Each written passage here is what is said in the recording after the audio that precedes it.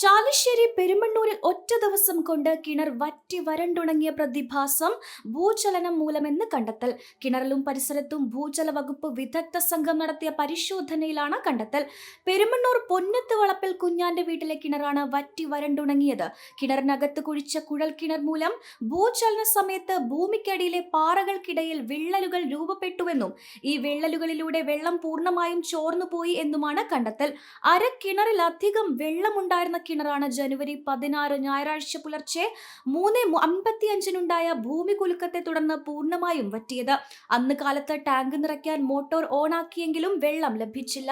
തുടർന്ന് വീട്ടുകാർ മോട്ടോർ തകരാറാണെന്ന് കരുതി റിപ്പയർ ചെയ്യാൻ ആളെ വരുത്തിയ ശേഷം കിണറിൽ നോക്കിയപ്പോഴാണ് കിണറിൽ വെള്ളമില്ലെന്ന വിവരം വീട്ടുകാർ അറിയുന്നത്. തുടർന്നാണ് പ്രദേശത്ത് ഭൂജല വകുപ്പ് വിദഗ്ധർ പരിശോധന നടത്തിയത്. സമീപത്തെ തൊട്ടടുത്ത വീട്ടിലെ വീട്ടുകിണറിലും സമാന രീതിയിൽ ചോർച്ച സംഭവിച്ചിട്ടുള്ളതായും പരിശോധനയിൽ കണ്ടെത്തിയിട്ടുണ്ട്. ഈ കിണറിലും നാൾക്കുനാൾ ജലനിരപ്പ് താഴ്ന്നു വരികയാണ്.